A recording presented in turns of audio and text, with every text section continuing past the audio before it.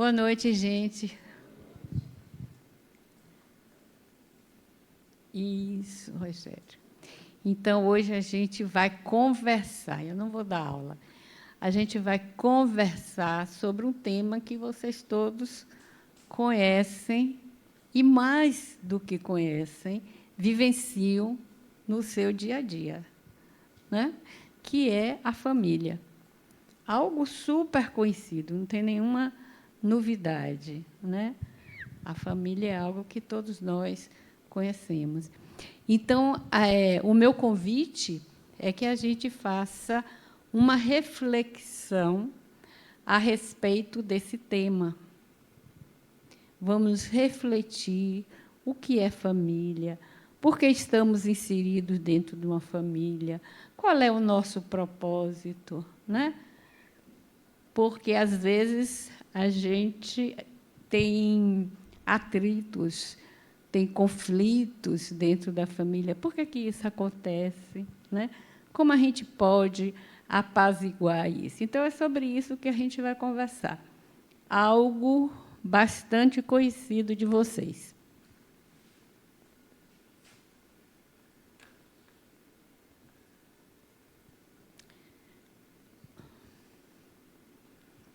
Então, eu começo a aula mostrando a vocês essa foto, que, aliás, são duas.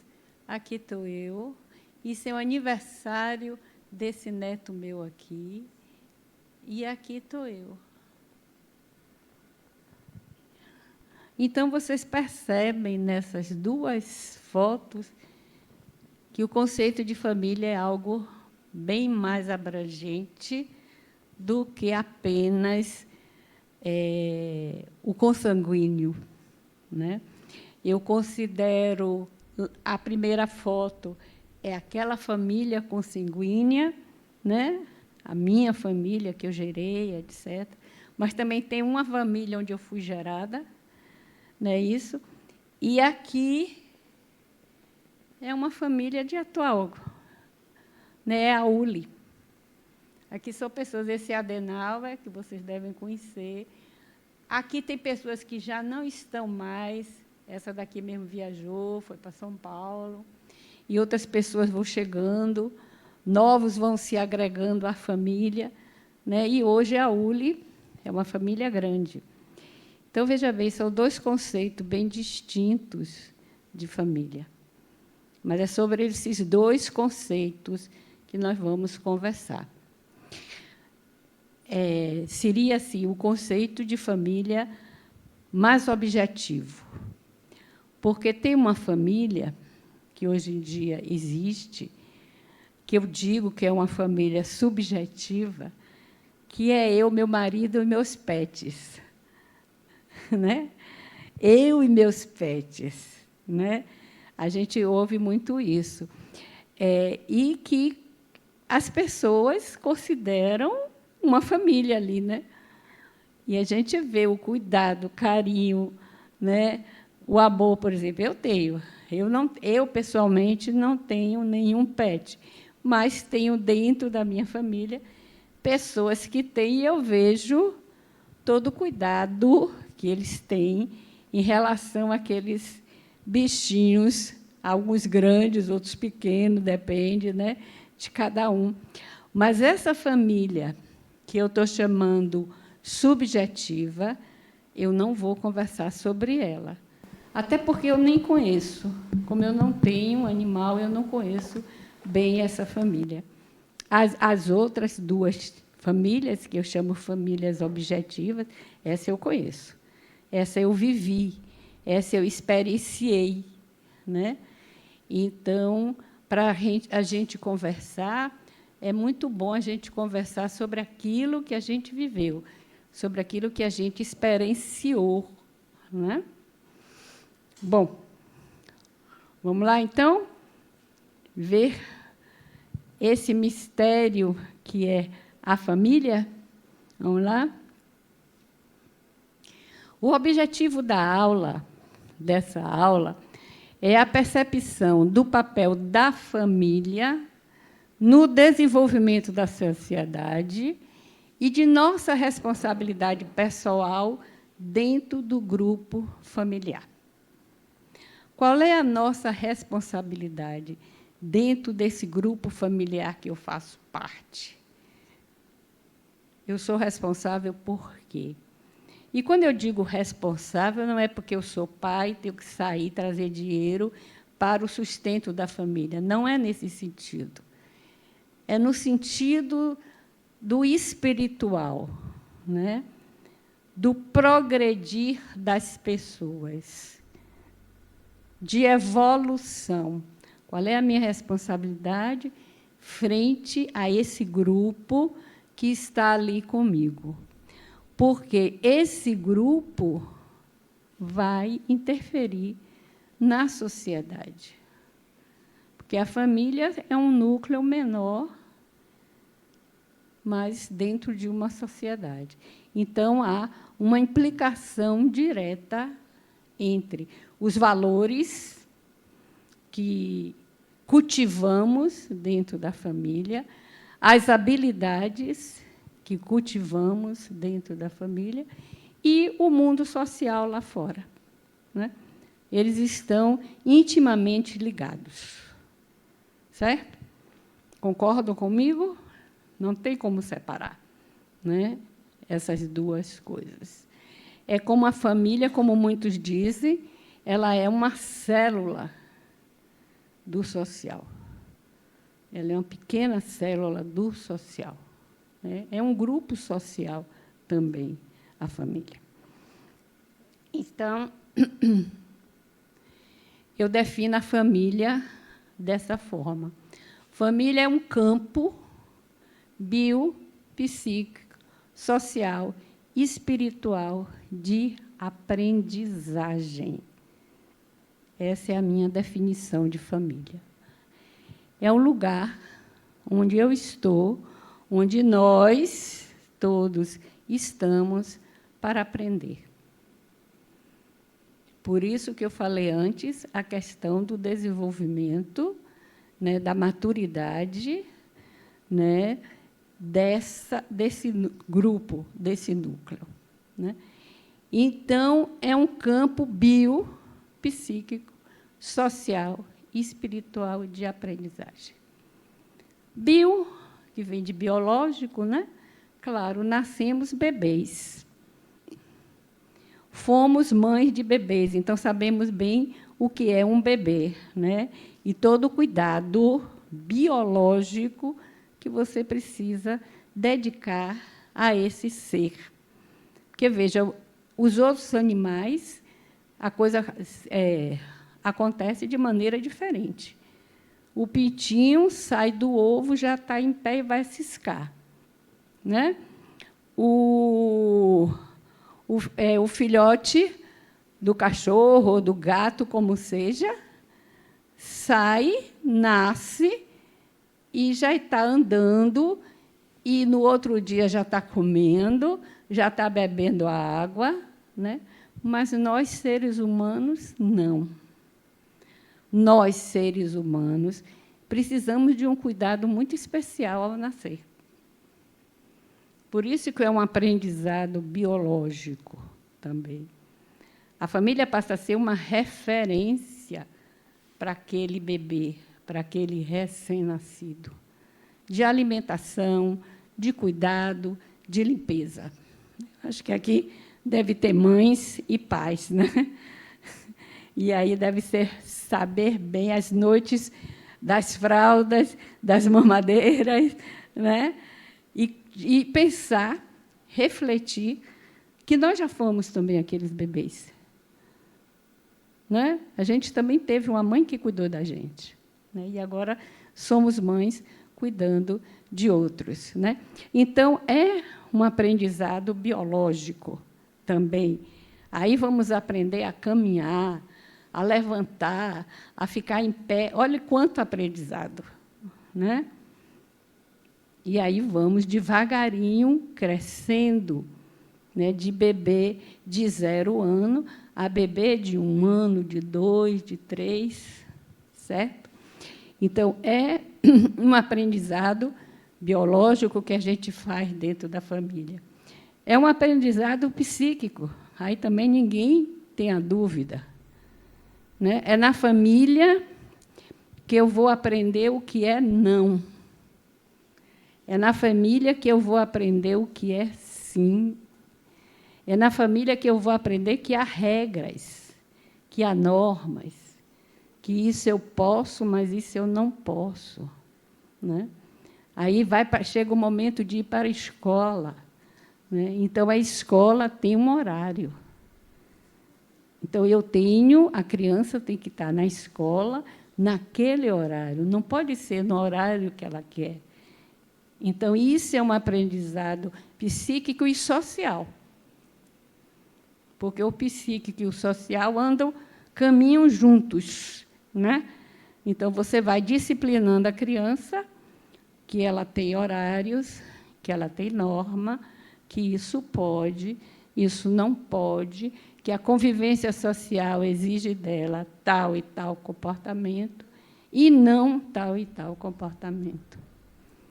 Outra coisa, é na família que a gente aprende a desenvolver as nossas emoções, os nossos sentimentos. Na família, a gente aprende a ter raiva. A primeira raiva que a gente tem é na família. Todos nós aqui, se a gente para um pouquinho, pensa e lembra, a primeira raiva que você teve foi na família. Ou com seu pai, ou com sua mãe, ou com seu irmão, como seja. Então, a gente aprende a ter raiva. A gente aprende a amar, mas a gente aprende também a não gostar. E, às vezes, até a odiar.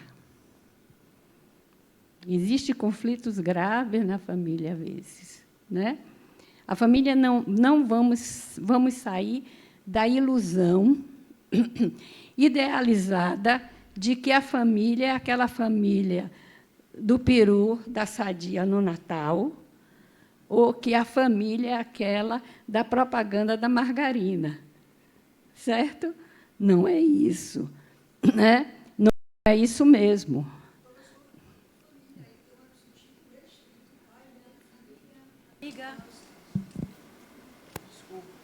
Boa noite. A família aí é no sentido estrito, né? Tipo, pai, mãe e filhos, né? E não tio, primo. Ah, também. Também. Também. Pai, mãe, filho, avô, avó, tio, primo, sobrinho.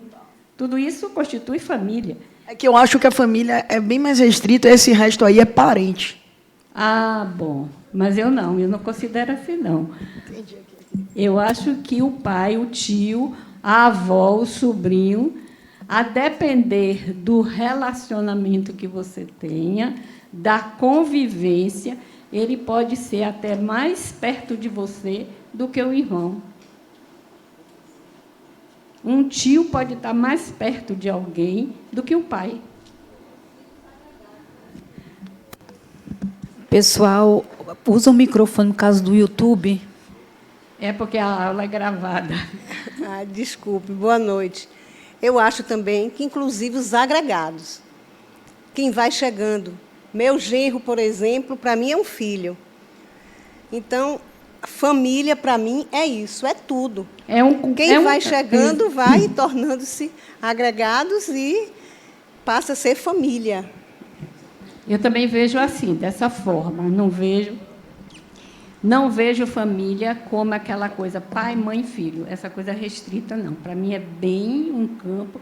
Tanto é, aí eu não vou voltar, que na primeira imagem eu boto ali neto, ali tem minha filha, tem neto, tem sobrinho, tem um bocado de coisa ali. Né? Um caso de parentesco. Isolda, as pessoas botam nomes, né? Família nuclear, que é pai... Aí isso a gente vai ver. Família não adiante a aula. Ah, tá, desculpa. Não, você está dando spoiler. Não adiante a aula. A gente vai chegar lá. Certo? Então, é um campo de aprendizagem psíquica. Né? Eu costumo dizer que a família é um caldeirão, que as coisas estão ali, tudo em ebulição. Né? A gente está ali, está vivendo, está aprendendo, né? Está se contrariando ou não, está gostando, depende da situação, cada dia é um dia, né? Cada situação é uma situação. Tem aquele irmão que destrói o Natal, não é verdade? Aí você arruma a festa de Natal e chega e já destruiu, já acabou a festa de Natal, né? Tem aquele outro que agrega, não, vem cá todo mundo, vamos lá, né? Entenderam? Então, é isso. Então, é um campo de aprendizagem. E também um campo de aprendizagem espiritual. Porque o espírito está presente na família. E ele está ali aprendendo, ele está ali evoluindo. Porque o espírito encarna para quê? Qual é o propósito do espírito ao encarnar?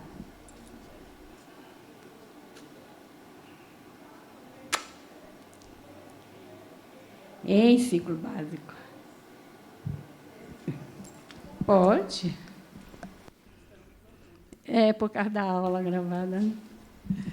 Isolda, eu não vou adiantar sua aula. Mas não adianta, não. Mas, assim, dentro desse contexto,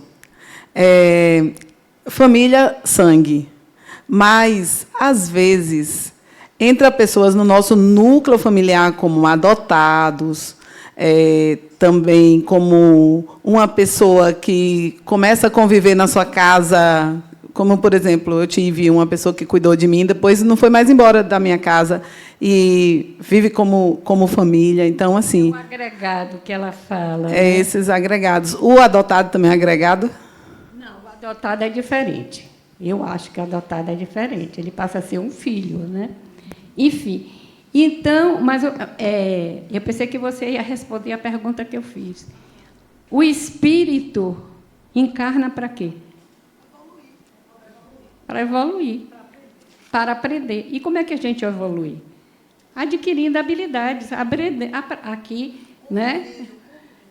Adquirindo habilidades, aprendendo novas habilidades, para estar cada vez mais no mundo, na complexidade do mundo, para cada vez os desafios serem resolvidos com mais facilidades, né? Porque a gente vai encarnando e vai ficando cada vez mais sabido, mais inteligente, mais capazes.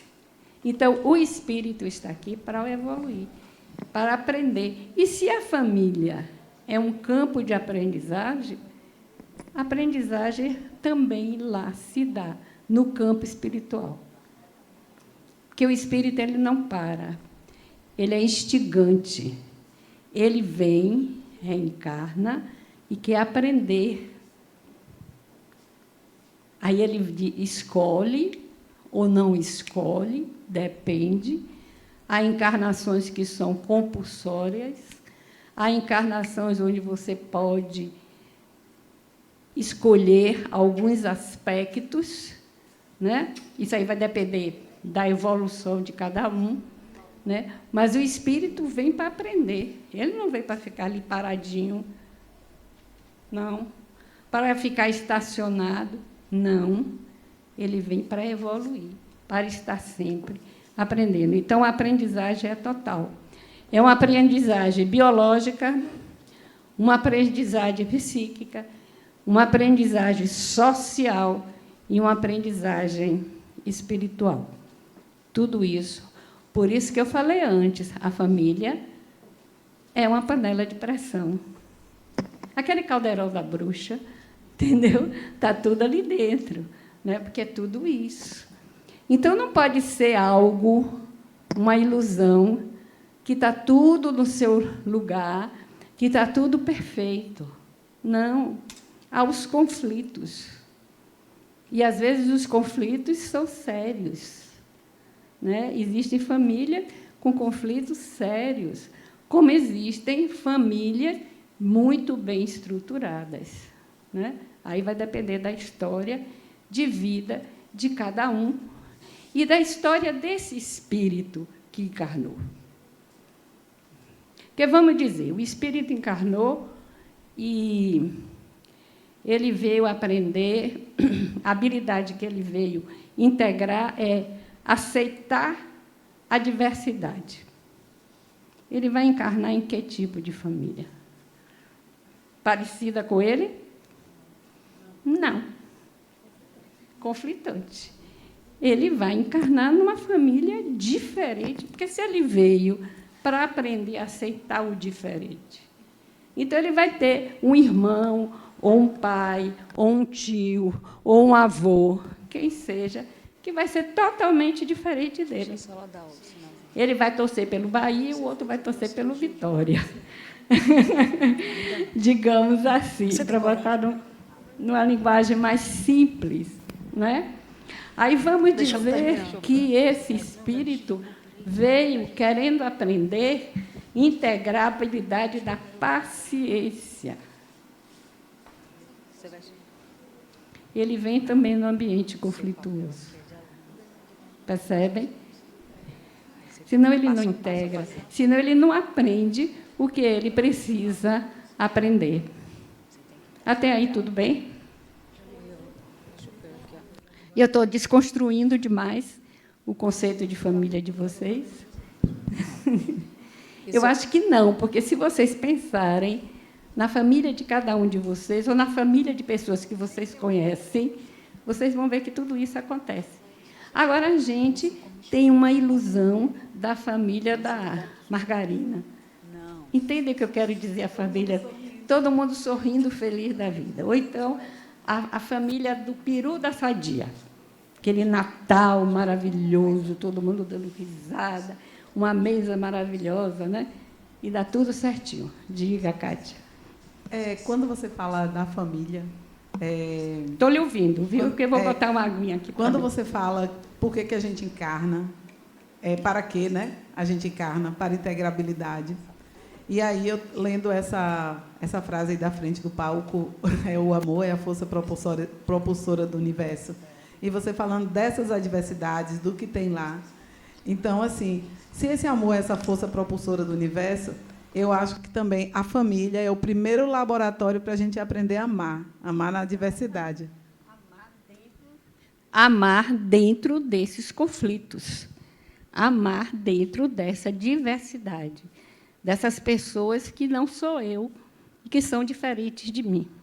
Entendeu? Por isso que a gente falou, quando eu falei mostrei o objetivo da aula, que a gente fala como você é responsável pela família. Lembra disso?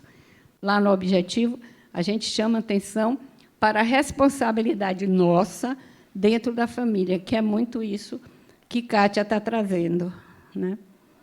Certo? Dúvidas? Pode ter que alguém diga assim, eu não concordo. Não é que eu não concorde. Não disse? Diga. Mas é assim, eu concordo de que viemos aqui para evoluir, a gente já aprendeu isso, e de fato é isso, que às vezes são conflitantes justamente para você aprender, né? Se você é muito, como é que eu posso dizer, arrogante, daí você vem enfim, você vai aprender várias coisas. O que eu acho é assim, porque eu acho que é só o núcleo que importa. Eu, por exemplo, não conheci meu avô. Meu avô é da minha família, mas ele morreu milhões de anos antes de eu nascer, antes dos meus pais se casarem. Então, por isso que eu acho que deve se restringir, e além do fato que, às vezes, você tem tio, primo, pessoas que você não é obrigado a conviver.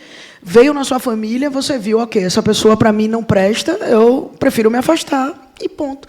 Eu não vou evoluir com essa pessoa, simplesmente eu vou falar, beleza, siga seu caminho aí. Ok, veja bem, tudo bem, você não conheceu o seu avô, mas eu conheço família que quem criou foi o avô. Eu conheço pessoas que foram criadas por avós. Então, eu não posso generalizar e dizer que a família é restrita, pai, mãe e os filhos. Entendeu? Eu não posso generalizar, porque existe N forma de família. A gente vai ver isso na estante.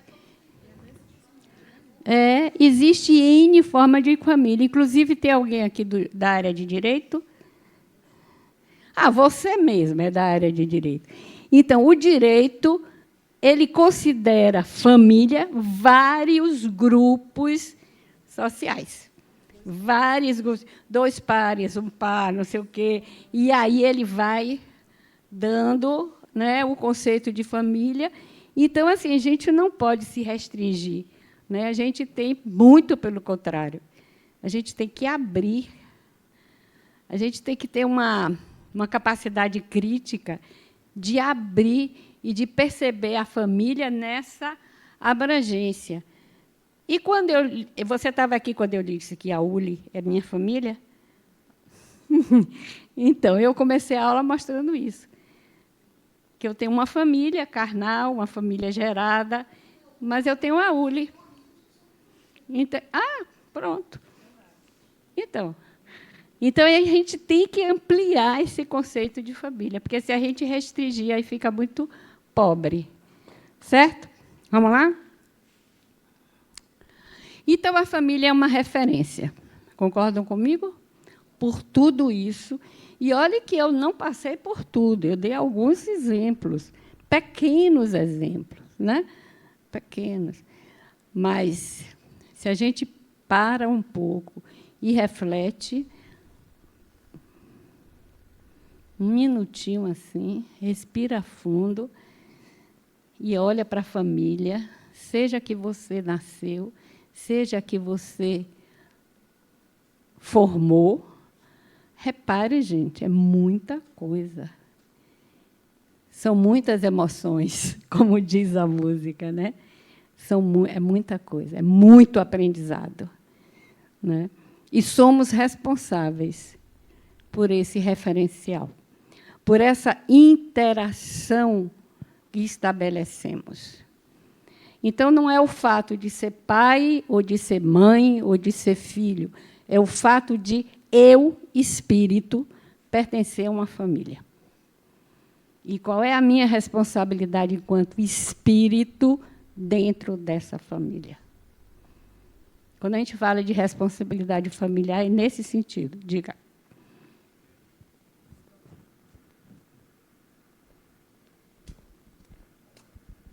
Boa noite. Eu entendo o que Camila falou ali. Ela não veio de uma família desestruturada, mas eu, por exemplo, minha família, eu já nasci, minha mãe estava separada de meu pai, e ela foi a única provedora, né, como ela podia, ela fazia tudo para poder nos, né? Então, é a forma de amor que eu vi, certo? E eu retribuo isso hoje. Minha mãe já está com 89 anos, mas dentro dos irmãos, dentro de tios e tal, a gente mantém uma relação uma comunicação de amor, de carinho, de querer bem. Mas o conceito de família mesmo é bem amplo. Eu concordo plenamente com esse conceito que a senhora deu. Vai muito mais além. E como os amigos, pessoas que você gosta, que muitas vezes faz coisa por a gente que a gente... E vice-versa, que a gente nem imagina, talvez o irmão não fizesse. Uhum. Então, eu concordo. Isso. Onde tem amor, né? Exato. Kátia mostrou, né, que o amor é a força propulsora do universo. Então, vamos lá. Eu também tenho essa minha família, não é tão bem estruturada, aí por isso que eu fico falando, e eu tenho vários amigos, e eu vim morar em Salvador, moro só... As pessoas da minha família, de vez em quando, vêm, mas eu tenho uma minha família aqui, inclusive muitos daqui do Lar Harmonia. Eu entendo também que a gente deve considerar a família para além desse personagem. Para além, eu, Kátia, encarnada aqui, eu já tive em outras famílias, e pode ser que um amigo que eu tenho hoje, que eu considero muito parte da minha família, foi meu pai, meu tio. Exatamente. E que aquele avô meu, que já morreu, porque o meu avô já morreu, que eu não convivi, ele está dentro da minha árvore genealógica desse personagem. Mas a minha família é quem eu tenho por perto. Inclusive, no meu caso, o meu padrinho, que não é que eu não tenha pai, tenho, mas o meu padrinho estava mais presente na minha vida do que o meu pai. Então, assim, é quem estava por perto, mais o núcleo. Que a gente chama desse núcleo mais perto, é o que a gente aprende a falar, que a gente vai modelando a nossa consciência, que, segundo a psicologia, até os 7 anos, depois vem a adolescência. Então, assim, esse núcleo. Né? Não, você trouxe uma coisa muito importante, que você ampliou bastante o campo da família agora, quando você traz todo o processo reencarnatório. Né? Porque, por exemplo, eu tenho 2 filhos nessa encarnação. Mas quem foram eles na outra encarnação? Não sei. Pode ser que eles não tenham fazendo parte da minha família na outra encarnação. Ou pode ser que ele tenha sido meu tio, meu avô, meu marido. Não sei. Nessa, eles estão meus filhos. Mas, Inásia, e quando eu desencarnar? Na próxima encarnação, como será? Não será, com certeza, a mesma família. Não é verdade? Então, você traz, inclusive, uma abrangência muito maior nesse momento que você coloca. Porque, na verdade, a gente aí começa a se perguntar, quem é meu pai? Que é uma frase, inclusive, de Jesus Cristo, né? Quem é minha mãe? Quem são meus irmãos? Tem uma hora que Jesus questiona isso. Né? Mas quem é minha mãe? E é mesmo assim, quem é minha mãe? Ela foi nessa encarnação, foi minha mãe, sim, mas quem é ela? Eu não tenho a história dela antes, como eu não tenho a minha. A gente pode até lembrar de cenas de vidas passadas, né? Tem pessoas que conseguem se lembrar de cenas de vidas passadas, né? Mas a continuidade, essa se perde. Você, inclusive, ampliou bastante, não sei como ficou para a Camila agora. Bom, vamos lá. Função da família, porque ela ampliou bastante. Diga, Camila. A última vez que eu vou falar, prometo, deixa eu dizer. Eu acho que eu não me expressei direito. É porque realmente tem um tio que eu tenho alguns problemas, mas eu quero dizer o seguinte, eu não sou obrigada a conviver. É porque, para mim, é muito assim, eu não consigo compreender. Aí eu estou tentando aliviar minha barra, que eu sei que quanto mais você convive, melhor você evolui, ou mais você evolui e tal, mas então nessa parte eu vou... Mas você tem seu limite. Eu não vou evoluir, paciência. Agora, o que eu quero dizer assim, ó, como é que pode... Eu acho assim, eu não consigo compreender que tem um planejamento familiar. Imagine as probabilidades que tem que ter para aqueles espíritos todos, primo, irmão, tio. Eu acho muito doido, entendeu? Tipo assim, não tem como encaixar todo mundo. Não tem como. Eu não diria a palavra doido. Isso aí eu não diria. Desculpe. Mas que é muito complexo, é. E que, às vezes, é necessário alguns séculos para que aquelas pessoas se reencontrem. Isso é colocado. Isso é dito pelo Livro dos Espíritos. Isso é colocado, isso é dito. Camila está no lugar certo. Não quer dizer que, porque essa pessoa foi meu pai, quando eu desencarnar, porque eu já estou na fila, né? Estou na fila. Aí, quando eu desencarnar, que eu voltar, ele vai ser meu pai de novo? Não. Talvez ele nem esteja nessa encarnação. Eu vou encarnar na Suécia, poxa, viu, gostaram? E ele reencarna na África. Pronto. Não é? Então, pode ser assim? Pode. Não pode?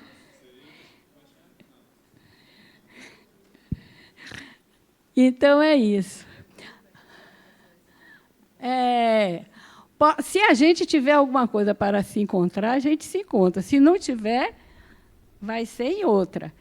Porque a gente sempre estamos em estações diferentes. Né? Então, dessa estação, nessa encarnação, eu estacionei aqui. Bahia, Brasil, né? Salvador, casei, tive 2 filhos, etc, etc, etc. Mas, na passada, eu não sei onde eu estava. Eu podia estar na Europa, podia estar em outro lugar. Bom, vamos lá, função da família. Você vai falar? Uma dúvida, você falou em reencarnação, que nasce aqui, nasce acolá. Professora, se a pessoa desencarna, entre os desencarnados... Faça uma pergunta fácil, viu? Que fica vai ficar na fila lá, né? Dos espíritos que precisam voltar para poder evoluir mais ainda. O estágio de evolução que cada um estava na época, isso faz com que ele volte mais rápido ou demore mais? Depende. Digamos assim, se Depende. ela é mais evoluída que eu, ela desencarna. Aí Agora você tocou num ponto difícil. Você já leu Nosso Lar? Não. Está precisando ler. Porque, assim, quando você fala ela é mais evoluída, Nosso Lar fica claro. A mãe dele é mais evoluída, então eles não se encontram.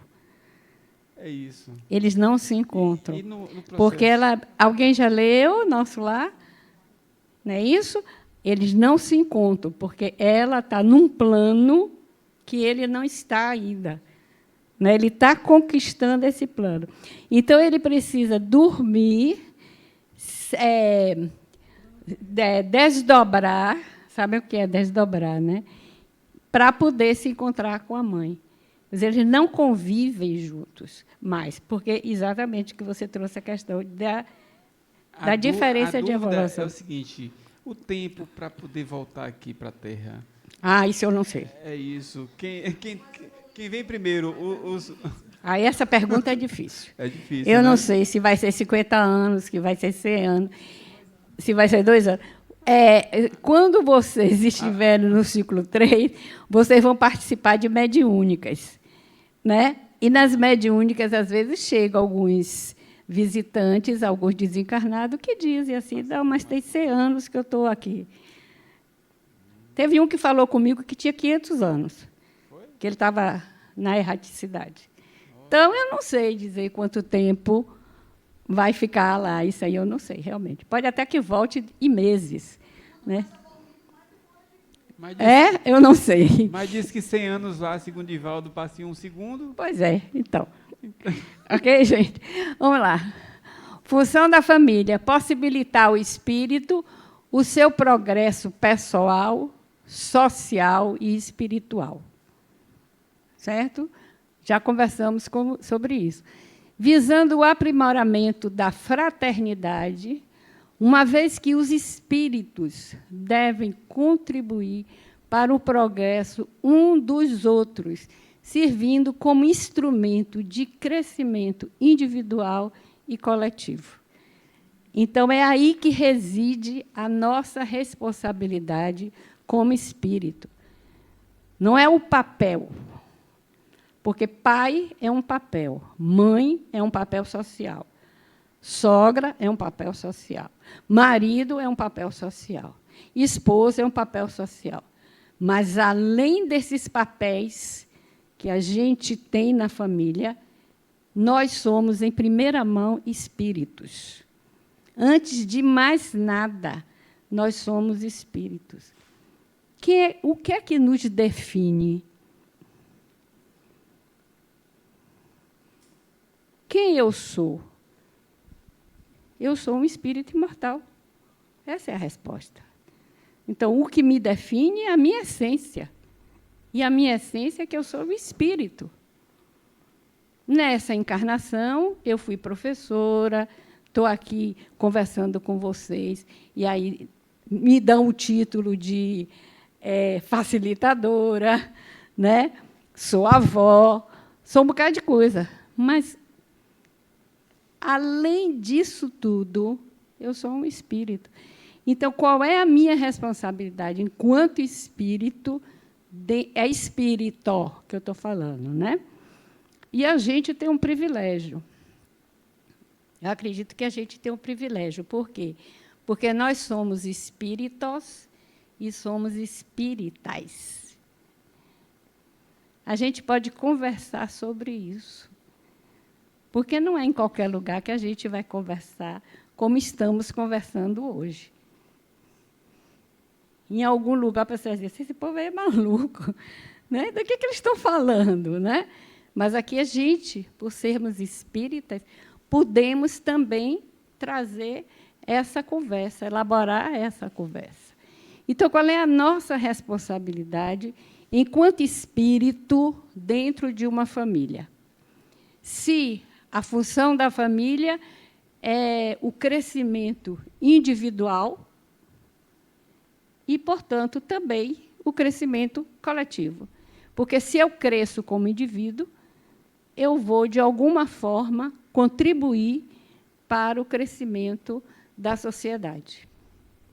Certo? Vamos lá. Dúvidas? Questionamentos? Bom, entenda a família. É porque se eu olho para cá, eu fico de costa para a câmera. Então, tem que olhar para cá. Mas vamos trocar. Entenda a família como a representação do mundo em que você vive, no qual lhe cabe importante papel na condução do destino pessoal e coletivo. Tudo que você vive em família representa sua realidade interior, razão pela qual deve ser tratado como oportunidade de transformação evolutiva para você e para todos os seus familiares. Então, a família é uma oportunidade que nós temos de transformação evolutiva. Então, gente, não vamos perder essa oportunidade. Vamos nos debruçar sobre essa família, sobre esses desafios que essa família está nos trazendo, né, para a gente diga. Boa noite. Eu acho que, dentro do que falou desde o início, a questão da idealização dessa família do peru da sadia, e a gente acaba perdendo a forma possível de se relacionar. Então, quando a gente idealiza muito, né, qual seria esse papel da mãe, qual seria o papel do pai, do tio, do primo e tal, a gente acaba se perdendo na ideia que também são pessoas e que, muitas vezes, a forma de se relacionar não será igual como você idealizou, entendeu? Exatamente. Porque existe um papel... ia falar isso mais na frente, mas já podemos falar agora que você trouxe. Porque o papel ele está descrito. Mãe é, pai é, tal. Sim, e o espírito? Você olha e vê como pai. Você olha e vê como mãe. E você, o filho, estou falando de filho para pai e mãe. E o filho cobra esse papel. O filho não olha e diz assim, poxa, minha mãe é um espírito igual a mim, que está aqui vivendo um processo evolutivo. Como também nós, enquanto mães e pais, não olhamos para os nossos filhos e dizemos, poxa, ele é um espírito que, durante esse período, vai estar comigo e eu posso ajudá-lo a evoluir e ele pode me ajudar a evoluir. Ele, em primeiro lugar, é um espírito, depois ele é meu filho. Aí, quando a gente consegue fazer isso, aí brota o que Kátia falou, o amor. Porque eu vou na essência, eu vou olhar a essência dele, né? E aí ele vai olhar em mim. Então, para as cobranças. Por quê? Às vezes a gente cobra do pai e da mãe. Às vezes a gente cobra do filho, da avó, do que seja. Eu só posso dar aquilo que eu tenho. O que eu não tenho, eu não posso dar. Então, não adianta querer um pai perfeito, uma mãe perfeita, porque ninguém é perfeito. Nós fomos criados simples e ignorantes para exatamente vir evoluir a proporção que vamos encarnando e desencarnando nesse processo, né? Então, eu só posso dar aquilo que eu tenho, então eu não posso cobrar mais. Meu filho não pode me cobrar mais do que eu tenho, que aqui é o meu limite, viu, Camila? Aí tem o seu limite, né? Que você também tem que colocar. Certo? Então, é isso. A origem da família se perde no tempo, sendo impossível para precisar sua extensão. A ideia de viver em grupos, criando vínculos uns com os outros, perpassa toda a história da humanidade. Fosse em decorrência do instinto de perpetuação da espécie, fosse pela luta com as dificuldades cotidianas, ou simplesmente pelo desejo de não se viver só. Porque se a gente pergunta historicamente quando começou a família, não há essa resposta. Porque o homem da caverna já vivia em grupos. Ele podia até não ter o conceito família como nós temos hoje. Ele podia até não ter esse conceito, família, mas ele vivia, a prática dele de viver era em grupo, porque era uma questão de sobrevivência. Em grupo, ele se protegia mais, certo? E aí, aos poucos, é que vai nascendo, à medida que a gente vai evoluindo, vai nascendo o conceito de família. Família é um conceito dinâmico que se modificou à medida que a sociedade humana evoluía. Por essa razão, diversos foram e são ainda os modelos de agrupamentos familiares existentes, sendo mais conhecida a família tradicional. Né? Então, a proporção que o homem, que a humanidade foi evoluindo, ela foi elaborando um conceito de família. E a primeira foi essa família que a gente chama família tradicional, ou família patriarcal. Essa família, ela existe ainda hoje, esse tipo de família, né, onde o provedor é o homem e a mulher é a dona de casa.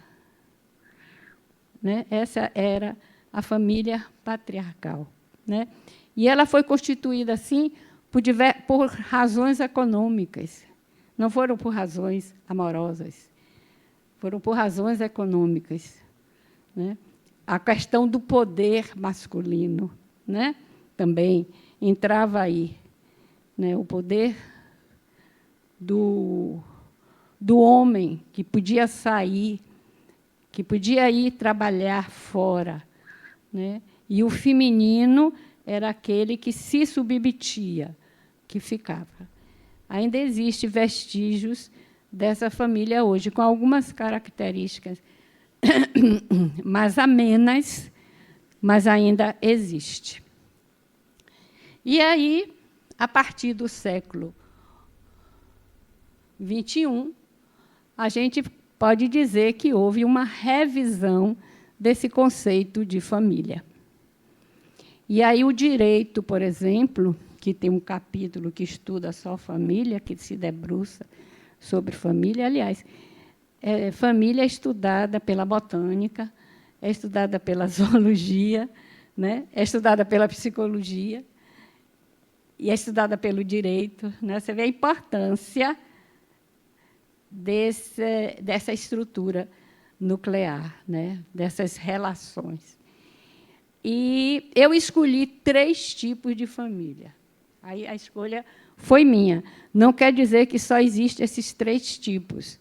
Eu que escolhi, porque achei bastante contemporâneo, bastante atual, esses 3 tipos de família. A primeira é a família mosaico. Sabe como é essa família?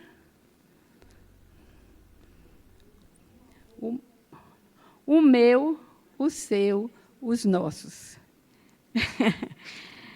Então, alguém foi casado com uma determinada pessoa, teve filhos. Aí, eles se separam, certo? Ele casa de novo, ela casa de novo. Olha só, né?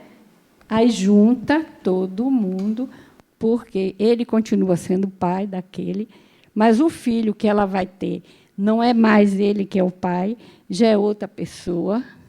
Conhece família assim? Eu conheço várias famílias assim. Aliás, na minha família, eu tenho alguns exemplos desse tipo de família. E tem uma que foi muito interessante, porque eles tiveram um filho, né? Depois de que se separaram e que se casaram de novo, tiveram um filho. Então, quando a criança fez, acho que 3 anos, por aí, eles queriam fazer uma festa, mas estavam com contenção de despesa. Aí disseram assim, a gente vai fazer uma festa pequena. Sim, está certo. Então, vamos convidar só a família. Não houve a festa. Porque aqui, nesse casal, tinha um filho que tinha uma mãe, que tinha um marido, que agora era padrasto dele, que é da família dele, que tinha um avô e uma avó, que também era da família dele, e ele queria trazer para o aniversário do irmão. Aqui, do outro lado, tinha 2, né, que também as mães já tinham casado, a mesma história. Então, por que convida a minha família e não convida a sua, não convida fulano, não convida cicrano? Bom, melhor não convidar ninguém. Vamos fazer o aniversário na escola. Vai, quem puder ir. Foram os coleguinhas. Entendem? Então, essa é a família Mosaico. É uma família muitíssimo interessante, especial para quem veio aqui reencarnar e aprender paciência, diversidade, aceitação do outro, amorosidade. Muito. Essa família contribui demais para que a gente aprenda tudo isso. Hein? Fofoca. Né? Para que...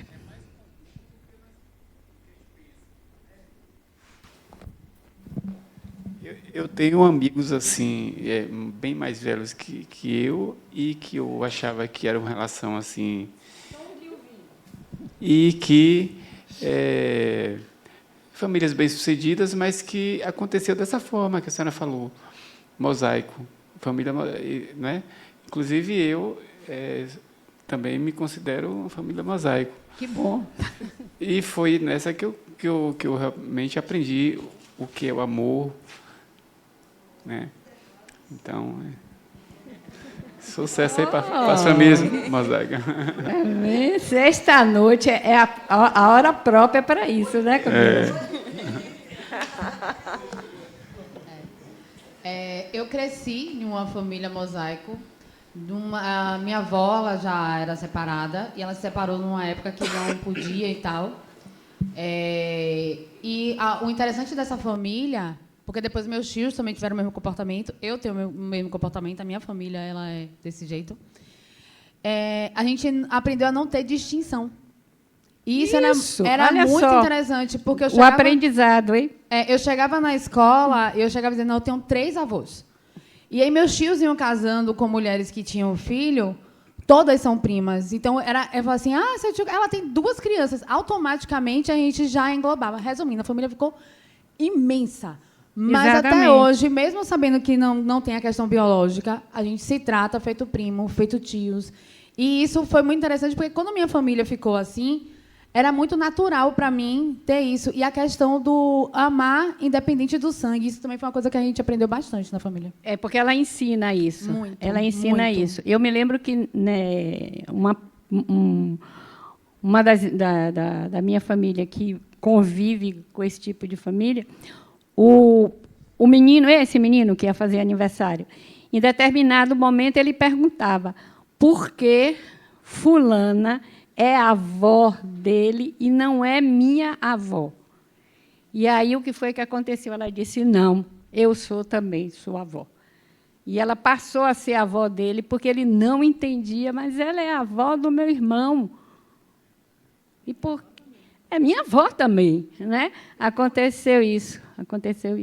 Então, é uma família que agrega, né? Os espíritos que nascem ou que fazem esse tipo de família estão aprendendo a conviver como é seu nome? Nilma falou ali, né? Com a amorosidade, com a extensão da amorosidade, com a aceitação de tudo que me chega e me é diferente. Isolda, eu tenho isso também na minha família. Ela falou e eu me vi no espelho, porque, como eu falei que meu padrinho era mais próximo. Só que meu pai também era próximo e meu pai casou com outra mulher. E, assim, eu chamo de boadrasta, que ela é maravilhosa, né? E a família dela veio toda complementar. Tanto que eu falo, a minha avó, o pessoal fala, mas seus avós não já morreram? Porque do meu pai e da minha mãe morreu, mas ela não. Então, eu tenho uma avó que tem 90 e poucos anos, mas não é de sangue. Mas, assim, eu não sei distinguir mais. E as irmãs da minha madrasta são minhas tias, os outros são assim, sim, e bem incorporados. Vocês incorporaram a família toda. Então, essa é a família Mosaico. Eu tinha uma pergunta para fazer, mas vocês já me responderam, né? O que é que esse tipo de família favorece? Você já respondeu, Nilma já respondeu, né? Ela favorece essa ampliação desses sentimentos, que são importantes para a gente, né? Tem aqui alguém que conviva numa família dessa e ache um desafio maior? Ou é tranquilo, como foi para a Nilma, como foi para a Kátia? Bom, a outro tipo de família que eu escolhi foi a família monoparental, que é a família onde é uma pessoa, pode ser um homem ou a mulher, e filhos. Por que eu escolhi essa família? Porque essa é uma realidade. Em uma camada social brasileira, isso é uma realidade. O pai desaparece e é a mãe que cuida do filho sozinha. E todas as implicações biológicas, sociais, psíquicas e espiritual que isso advém para elas, né? A gente tem uma camada grande na sociedade de mulheres, mas existe também mulheres que fazem essa opção. Tem mulheres que fazem essa opção, né, de ser mãe solteira, digamos assim, né? Mas eu estou me referindo àquelas que o pai desaparece, o companheiro desaparece, e ela tem que assumir tudo sozinha. É uma realidade nossa. E, às vezes, elas estão dentro das nossas casas. Então, olha para ela com um olhar diferente. Olha para elas com um olhar diferente. Porque elas estão, nesse momento, dentro desse complexidade que é família, elas estão sozinhas. Talvez quando o marido morre também, né? Dentro dessa complexidade, porque aí ela precisa ser pai e mãe ao mesmo tempo. Ou ele precisa ser pai e mãe também ao mesmo tempo. E a terceira família que eu escolhi, também por ser bastante atual, coisa da agora, né, de outros dias, é a família homoafetiva. Essa foi constituída tem pouco tempo, né? O casamento entre pessoas do mesmo sexo é algo bem novo, né? Mas também constitui família, tem filhos, e aí a gente conhece N exemplos, N casos. Podemos até ter na nossa família esse tipo de família. Eu tenho. Eu sou privilegiada, vocês já viram? Eu tenho gente da minha família, da família mosaica, e tenho gente da minha família homoafetiva. E agora eu estou parada aqui para pensar se eu tenho monoparental. Não, não tenho. Não estou lembrada. Mas tenho também da minha família pessoas, família homoafetiva, que adotaram agora 2 crianças. E estão, assim, felicíssimos, né? Então, é isso. Então, esses são os 3 tipos de família que eu escolhi para a gente conversar sobre. Mas existem outros tipos de família. Por exemplo, existe aquela família em que ambos tanto o marido como a mulher são os provedores, né? Eles dividem. A mulher trabalha e o homem trabalha, e eles dividem as obrigações, o sustento, o aconchego, o acolhimento dos filhos. Dúvidas?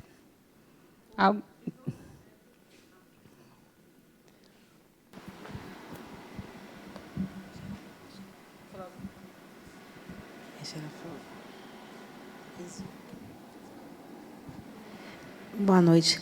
Eu fico com uma dúvida, assim. Falou que família, os indivíduos têm seus referenciais nas famílias, certo? Essas famílias que a gente vê crise, destruídas, os indivíduos que nascem nessas famílias, crianças que nascem, né? A gente vê muita criança que não tem referência de pai nem de mãe.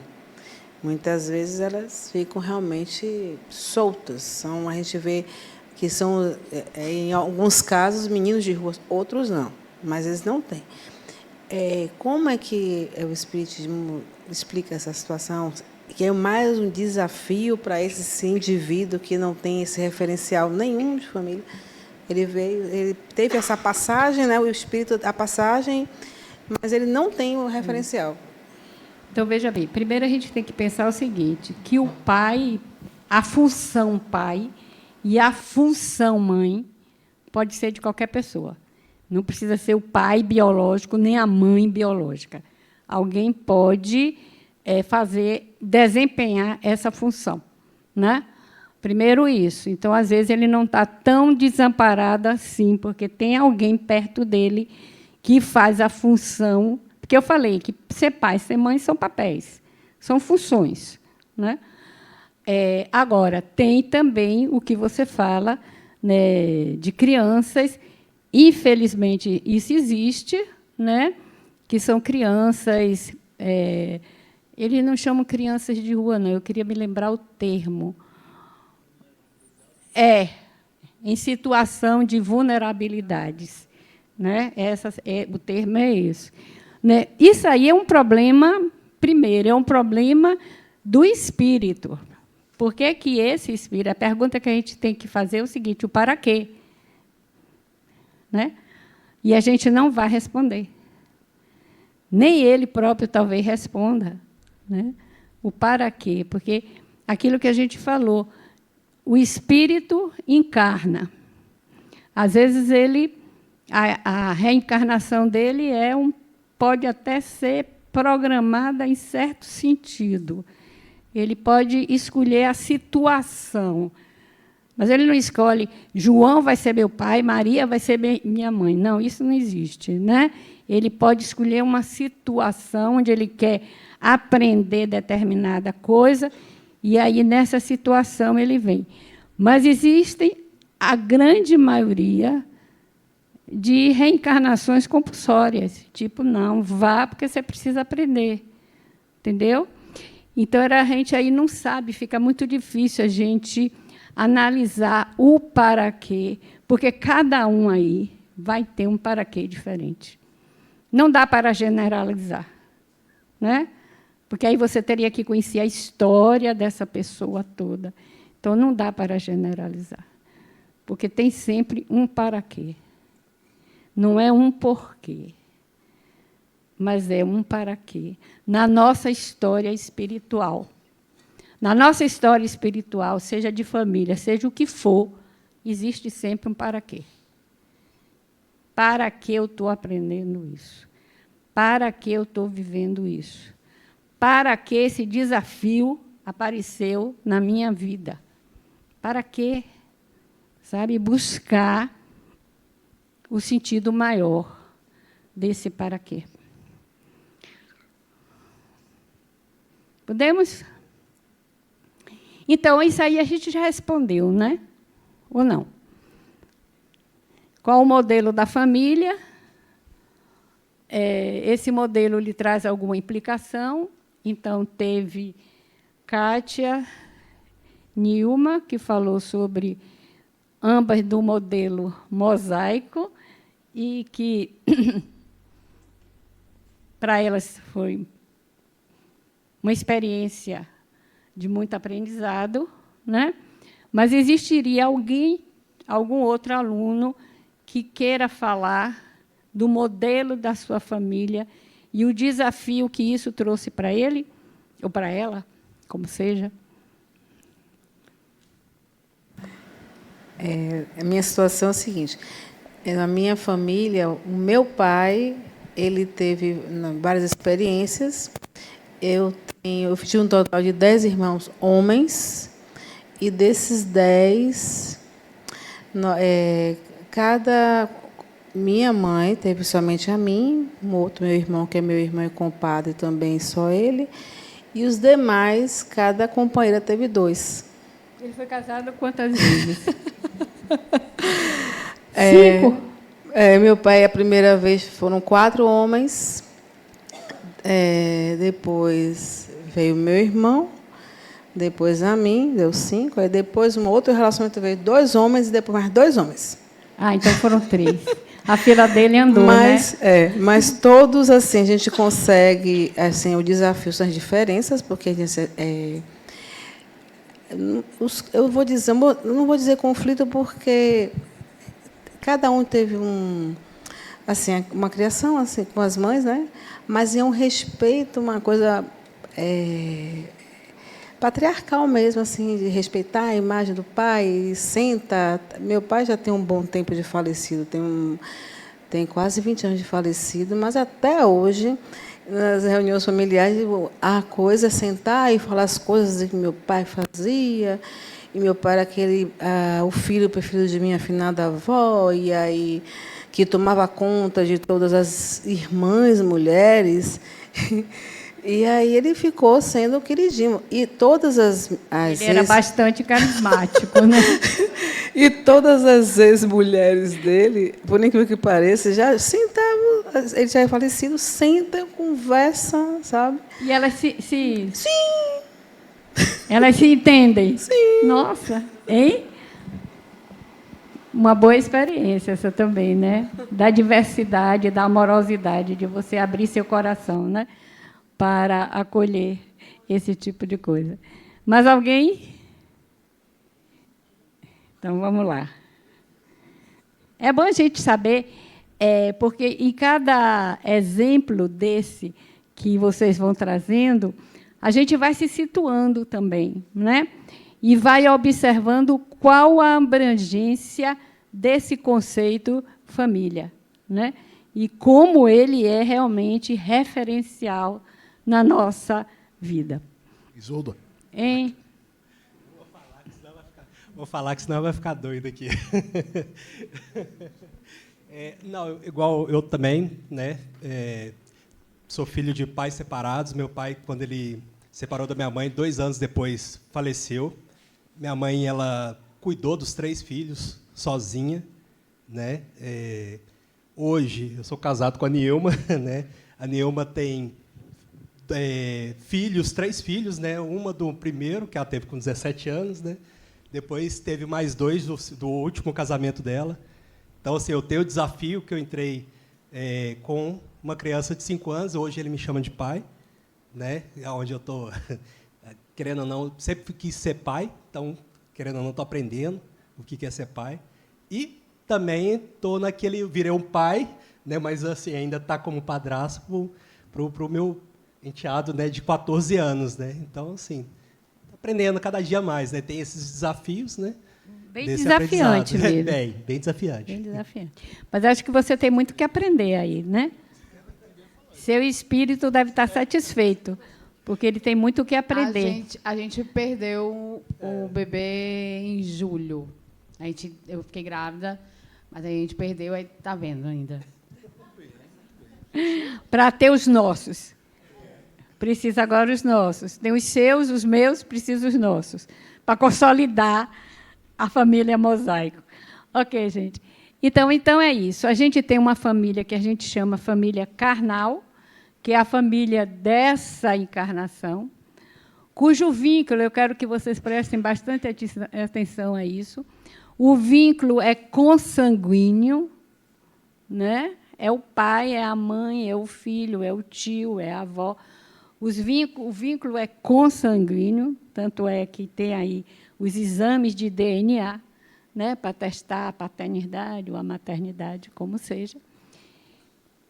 Né? Mas, apesar desse vínculo consanguíneo, há um outro tipo de vínculo, que é o vínculo da afetividade, dos sentimentos.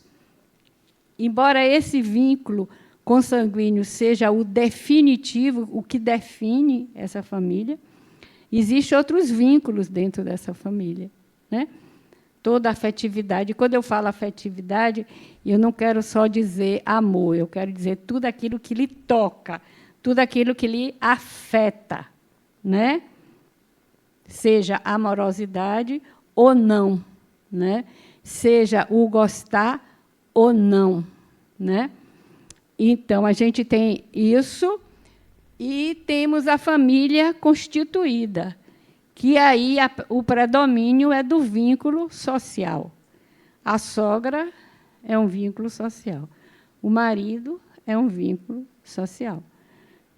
O cunhado, né? E por aí vai.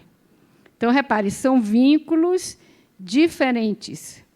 Mas, além desse vínculo social, a gente pode também ter o vínculo espiritual.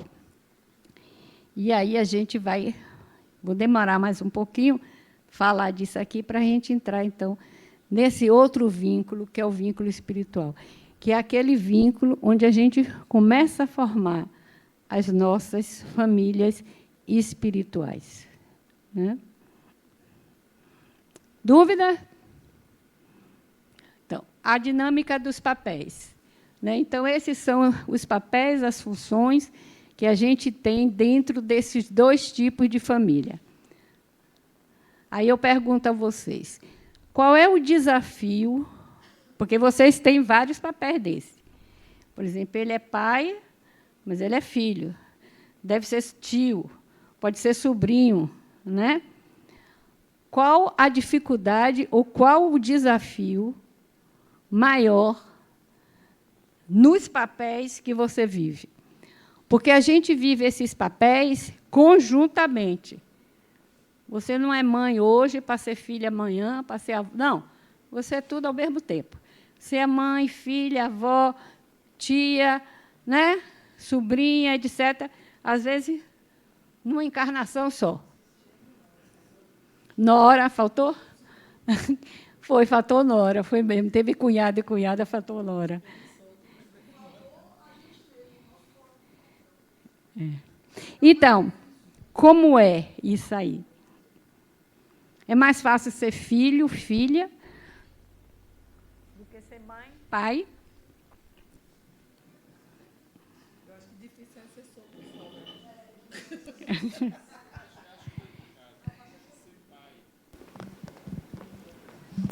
Em minha opinião, ser pai, principalmente o pai originário, como é que é o nome? Carnal, o pai da família original. Da família original, eu acho difícil, porque são muitas questões que os adolescentes, as crianças têm, né, hoje em dia, e como eles não têm esse conhecimento do espírito, eles querem fazer tudo. E para você botar essa regra, não é fácil, não. Então, por isso que minha mulher tem 2 filhos, que eu trato como filho também, trato muito bem, mas eu peço que eles me chamem de tio, porque fica mais fácil passar. Fugindo, não, isso é fuga. Da responsabilidade não, mas assim, assim, porque os meninos, um tinha 14, outro tinha 17, hoje um vai fazer 18, outro vai fazer 21, então já estão se formando, e eu sou a referência, então, às vezes, conversar como tio fica melhor do que como pai, mas eles consideram. Mas repare que a função paterna, o arquétipo paterno é você. Sim, a referência sua. O arquétipo paterno é você. Né? Porque a gente precisa do arquétipo paterno e do arquétipo materno. Né? O arquétipo paterno é aquele que vai dizer sim, vai dizer não, e vai traçar os limites. o arquétipo materno é aquele que vai acolher, vai nutrir, vai passar a mão pela cabeça. A gente precisa desses dois arquétipos para a gente, pelo menos, ter um pouco de equilíbrio emocional na vida, né? Diga, Nilma. Eu acho assim que depende do ponto de referência, porque, como filha, a depender de como são seus pais, né, no meu caso, eu tive alta dificuldade de ser essa filha, né? E hoje, como mãe de uma menina, vamos dizer assim, né, de 23 anos, eu vejo também a dificuldade de ser mãe. Apesar de gostar muito de ser mãe, muita gente acha que é maluquice, mas eu acho maternar uma coisa divertida, muito divertida. O ato de educar e de cuidar eu acho muito divertido, eu gosto muito. Mas eu acho que depende muito do ponto de referência, porque eu não tive... eu tenho uma mãe, né, que eu tive que moldar uma nova forma de me relacionar, porque não tinha condições de a gente ter uma relação de mãe e filha.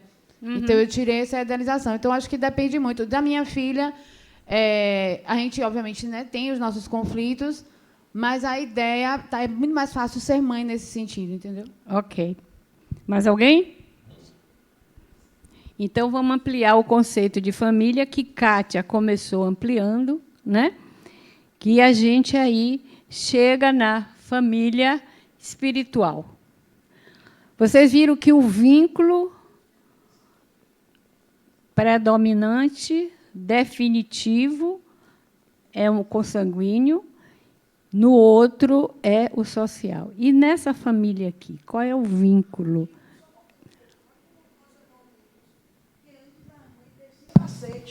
Mas eu achava bom, porque minha mãe mesmo pegava sandália assim, não queria nem saber quem era da culpa, batia nos 4.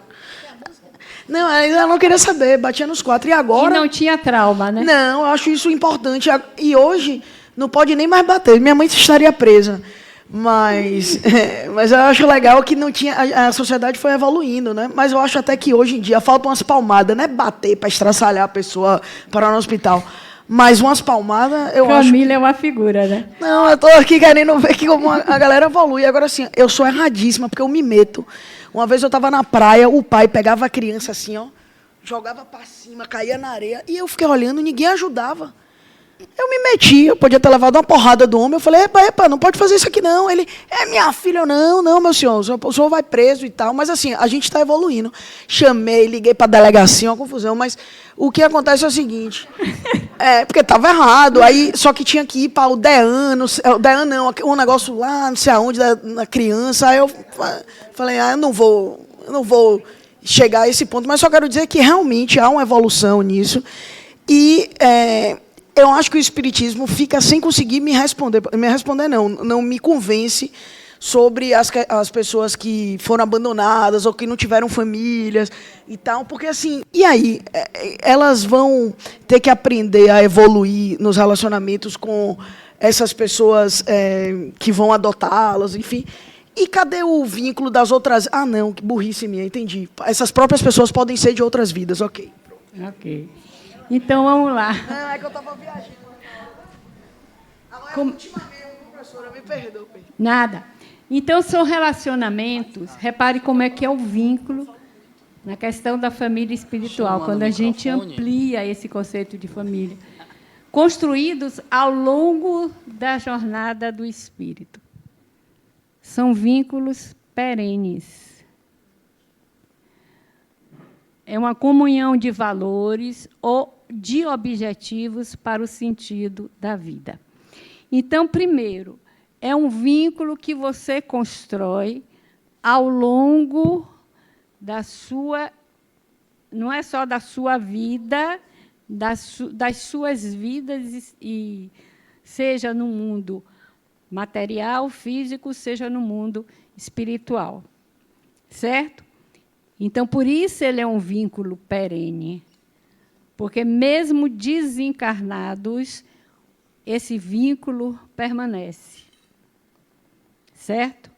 Então, na minha família carnal, pode ser que alguém ali seja também família espiritual. Percebem? Mas pode ser que não. Pode ser que, ao desencarnar, aquele vínculo desapareça. Você não entendeu? Porque, se é um vínculo que eu construo, que a gente constrói, ao longo das nossas encarnações, ele é perene, porque ele depende de eu estar encarnado ou não. Aquela pessoa, aquele espíritos são pessoas, né? Então, aquela pessoa, ela já tem um compromisso, um objetivo, um sentido da vida, que é o meu. Que isso nos une. Já existe uma egrégora entre essas pessoas. Então, normalmente, as pessoas que se reúnem em torno de um objetivo comum, por exemplo, aqui a Fundação AULI é um exemplo, mas existem outros, né? São vínculos espirituais, afetivos e espirituais. Então, são vínculos duradouros, perenes. Eu posso desencarnar, ele pode desencarnar, mas o nosso vínculo vai estar feito. Certo? Deu para entender?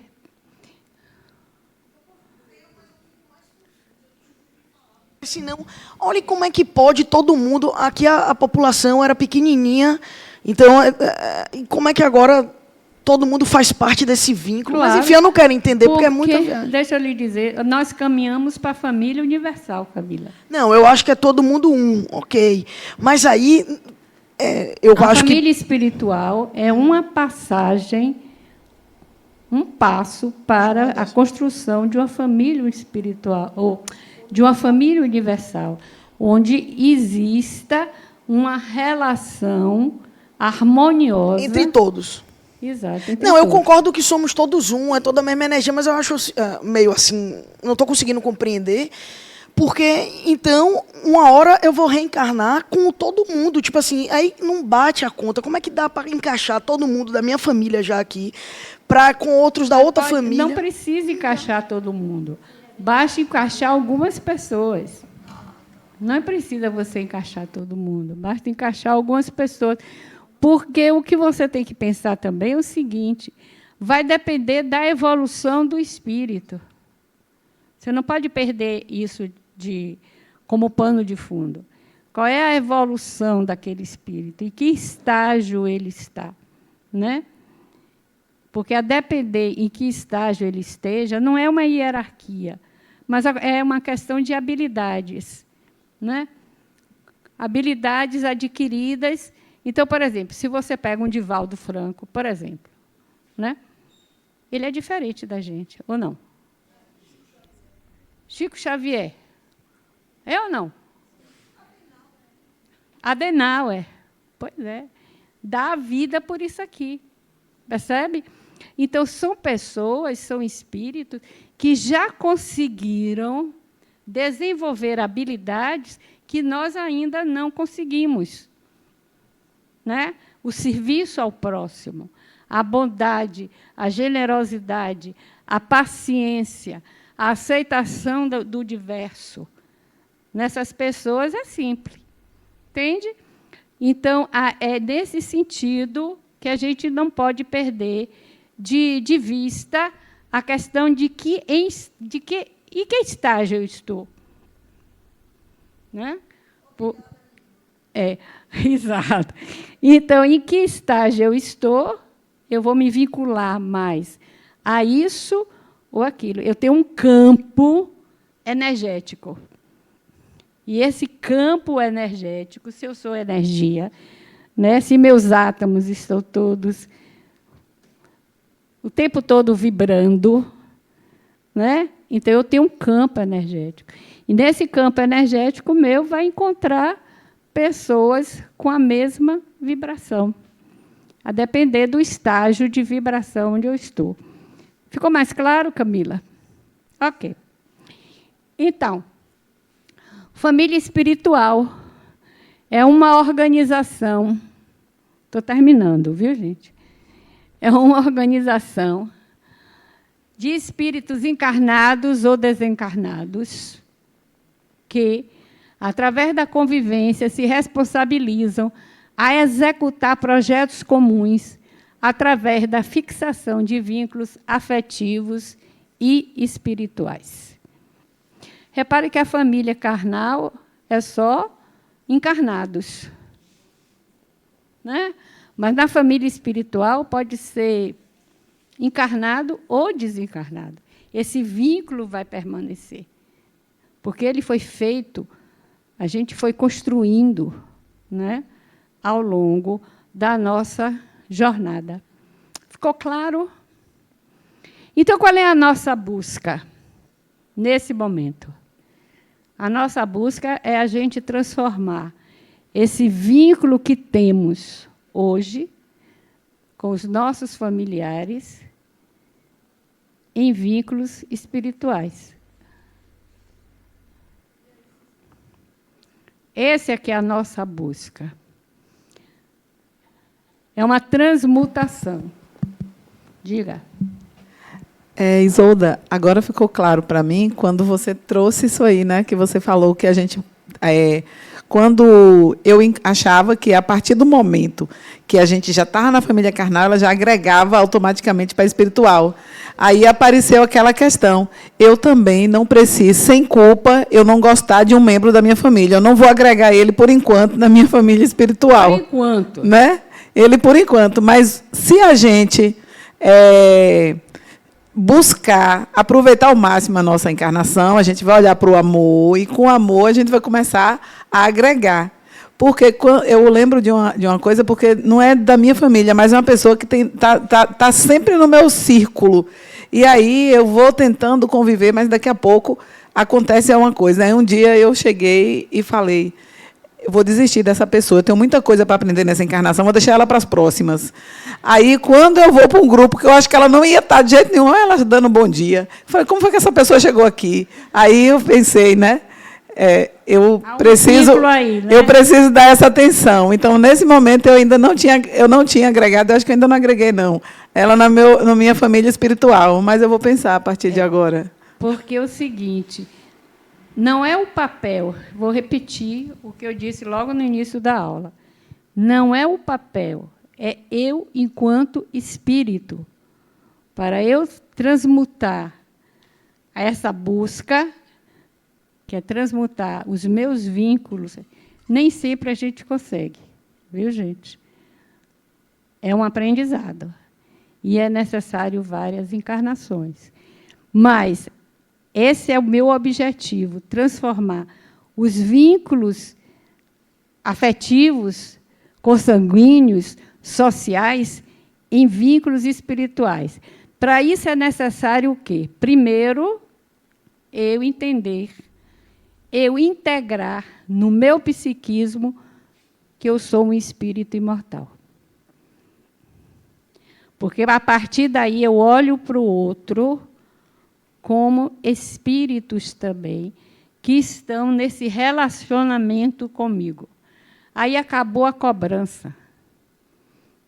Certo? Não vou cobrar nada, porque ele está no mesmo estágio que eu. Se ele está aqui, nesse momento, e eu também estou, estamos no mesmo estágio evolutivo. Certo?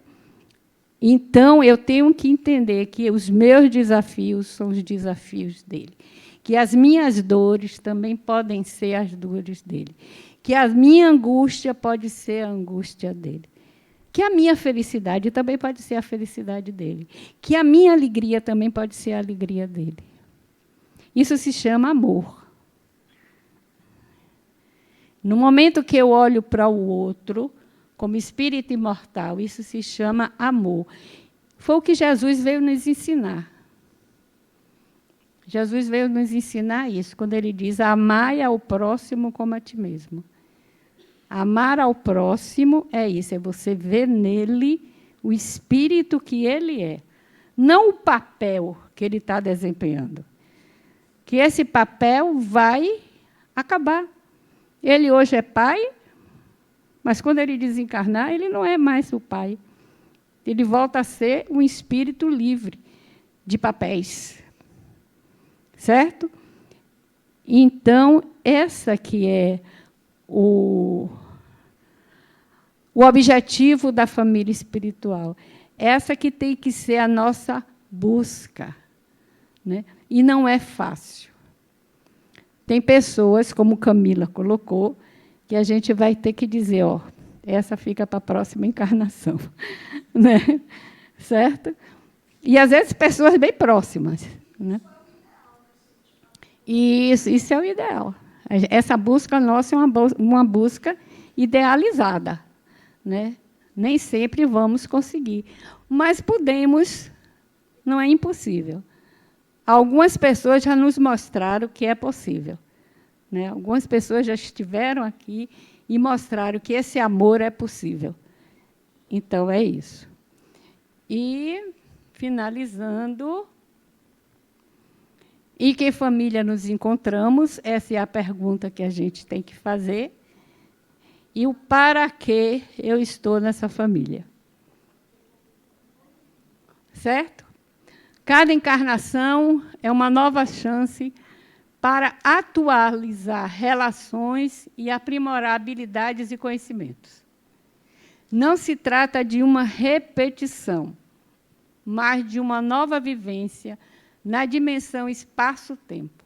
Seu aproveitamento pode ser melhor na medida em que o espírito se percebe como condutor da sua vida, a qual ele tece junto com Deus.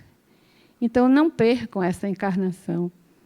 Busquem-se, aprofundem-se, estudem, evoluam, entendeu? Perceba o outro e a si mesmo como espírito. Integre isso. Porque não é fácil, não. Porque, às vezes, a gente chega ali, na paralela, tem um engarrafamento, a gente esquece que é espírito, e esquece que o outro é espírito, né? Na hora que fura o pneu, então, de noite. Então, é um exercício... Pois é um exercício diário, né? Esse é um exercício diário. É o orai e vigiai, que Jesus dizia. Orai e vigiai, todos os dias, todas as horas. Porque não é fácil. Às vezes, a gente se sente espírito, sente o outro espírito, mas, daí, de repente, ela faz algo que eu não gostei, pronto. Aí já cancelo. Né? Então, é isso. Gente, eu espero ter contribuído, de alguma forma, para a reflexão de vocês sobre em que família vocês estão e para que, principalmente, para que vocês estão nessa família. Estão ali para agregar? Estão ali para acolher? Estão ali para brigar? Também faz parte. Né? Certo? Boa noite.